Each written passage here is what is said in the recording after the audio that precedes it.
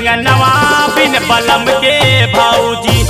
सुना लागई घर अंगनवा बिन बलम के भौजी। बिन बलम के भौजी। बिन बलम के भौजी। सुना लागई घर अंगनवा बिन बलम के भौजी। लइके कवनवा हमारे सजनवा अपन गए विदेश। लइके कवनवा हमारे सजनवा अपन गए विदेश। हो भौजी अपन गए विदेश।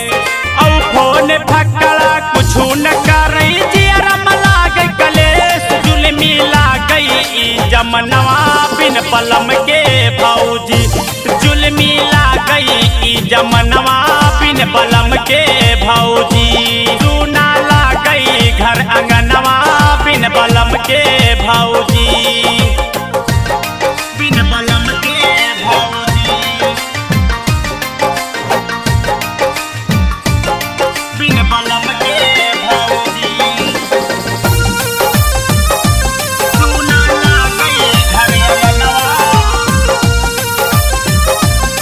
बिन बलम के भौजी। लहुरी नदिया बोली मारई ताना मारई सास। लहुरी नदिया बोली मारई ताना मारई सास। हो भौजी ताना मारई सास।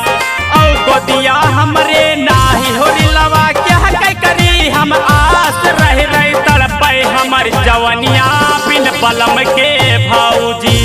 रह रही तड़पै हमर जवनिया बिन बलम के भौजी। सुना लागई घर अंगनवा बिन बलम के भौजी।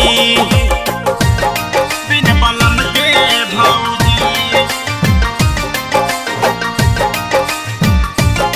बिन बलम के भौजी। सुना लागई घर अंगनवा बिन बलम के भौजी। रोज रोज जवनिया चर गए राजक याद सतावे। रोज रोज जवनिया चर गए राजक याद सतावे। हो भौजी राजक याद सतावे।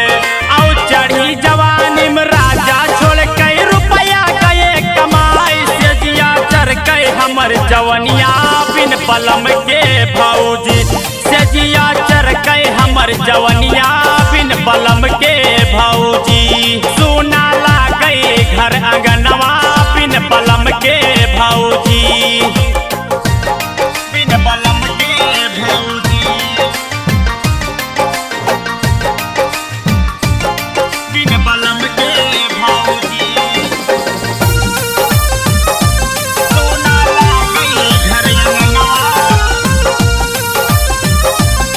बिन बलम के भौजी। जब जब याद बलम गया वै आंसू बैठी बहाई। जब जब याद राजा गया वै बैठी आंसू बहाई। हो भौजी बैठी आंसू बहाई। औ दाना पानी कुछ नीक न लागई किसे दर्द सुनाई। रह रहे मस्कई दुनो जवनवा बिन बलम के भौजी। रह रहे मस्कई मोर जवनवा बिन बलम के भौजी। सुना लागई घर अंगनवा बिन बलम के भौजी। बिन बलम के भौजी। बिन बलम के भौजी। सुना लागई घर अंगनवा बिन बलम के भौजी। बैठे अंगनवा आशा देखी आवे न पिया हमार।